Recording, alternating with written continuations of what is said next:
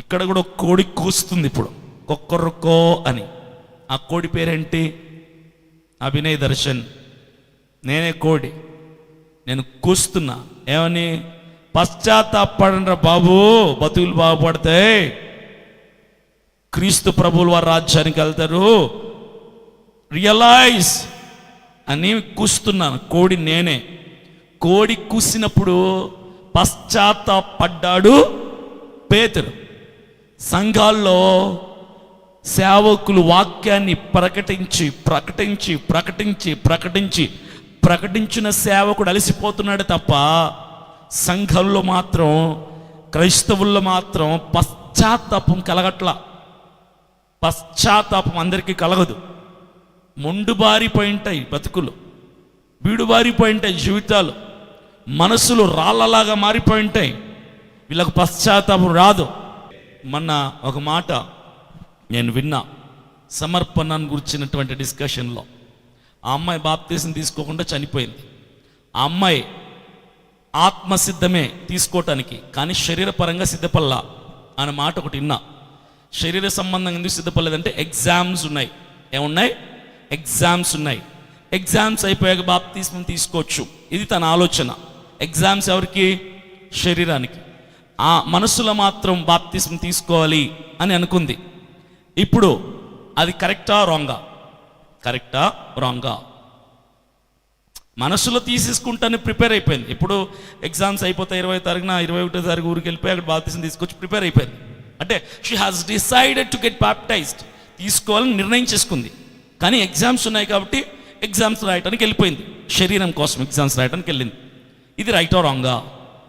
ఇది రైటా రాంగా? చెప్పండి చూద్దాం. పర్లేదు చెప్పండి అమ్మా. రైటా రాంగా? రైటా రాంగా? మనసులో ప్రిపేర్ అయిపోయింది బాప్తీసం తీసుకోవటానికి, కాబట్టి ఎగ్జామ్స్ ఉన్నాయి. ఇక్కడ ఎగ్జామ్స్ ఇంపార్టెంటే. ఫైనల్ ఎగ్జామ్స్ మనకు తెలియదు, ఏదో ఎగ్జామ్స్ ఉన్నాయి. ఎగ్జామ్స్కి రాయాలి కాబట్టి మరి ఆబ్సెంట్ అవ్వకూడదు కాబట్టి ఎగ్జామ్స్ అయిపోయి తీసుకుంటా అనుకుంది. ఇది రైటా రాంగా? దేవుని దృష్టిలో రైటా రాంగా?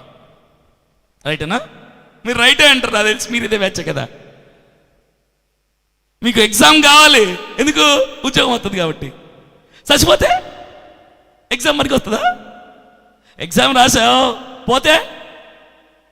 నేను ఇంటర్వ్యూకి వెళ్తున్నా, ఎవడో పాస్టర్ కనిపించాడు, ఒరే బాప్తీసం తీసుకురా, సచ్చినా 10 సంవత్సరాలు అవుతుంది క్రైస్తవంలోకి వచ్చి సంఘానికి వెళ్తున్నావు, బాప్తీసం తీసుకో అన్నాడు అనుకో. ఇంటర్వ్యూకి వెళ్తున్నాను, వెళ్ళొచ్చి తీసుకుంటా అన్నాను అనుకో, నీ ఇష్టం అంటాడు. అంతే కదా. ఇప్పుడు నేను ఇంటర్వ్యూకి వెళ్ళిపోయాను, అపాయింట్మెంట్ లెటర్ ఇచ్చాడు. తిరిగి వస్తున్నప్పుడు ఏ బండి కింద పడి సచ్చా? పరలోకానికి వెళ్తున్నావు, నరకానికి వెళ్తున్నావు? పరలోకానికి అయితే వెళ్ళను. ఎందుకు? నేను ఇంటర్వ్యూకి ప్రాధాన్యత ఇచ్చా, బాప్తీసం మనకి ఇవ్వాల. పోతే ఇంటర్వ్యూ, ఇంకో ఇంటర్వ్యూకి వెళ్ళొచ్చు.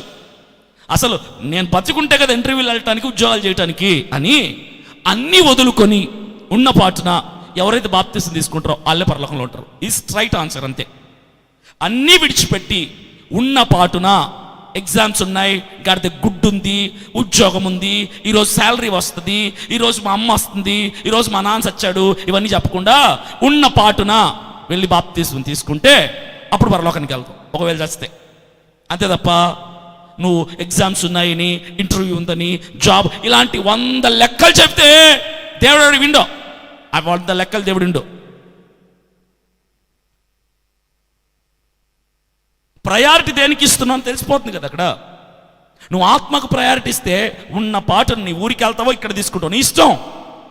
ఇమీడియట్గా బయలుదేరి వెళ్ళిపో. దేవుడు పదే హెచ్చరిస్తున్నట్టు నెక్స్ట్ నాడు తెలుసా లేపేస్తాడు. ఇంకా అది విషయం. చెప్పండి, మీకు తెలిసిన వాళ్ళకి ఎవరైనా ఉంటే. బాప్తిస్మం తీసుకొని ఒక సేవకుడు 1, 2, 3 సార్లు చెబితే నీ టైం దగ్గరకు వచ్చిందని అర్థం. అన్నీ వదులుకొని ఫైనల్ ఎగ్జామ్ ఉంటే కూడా రాయకపోయినా పర్లా, సప్లీలు రాసుకో, లేదా నెక్స్ట్ ఇయర్ రాసుకో, 5వ సంవత్సరం వేస్తే వద్దంతే. బాప్తీసం తీసుకెళ్ళి చేస్తే పరలోకంలో ఉంటాం. బాప్తీసం తీసుకొని ఇక్కడ చచ్చావనుకో, పరీక్ష రాశాక ఉపయోగం ఉంటుంది ఆ పరీక్ష నీకు. ఆ పరీక్ష దేవుని దగ్గరకు వచ్చి ఆ మార్కుల లిస్ట్ చూపిస్తుంది నీకు, మనకి రాదు కదా. కాబట్టి కుదరదు అలాగా.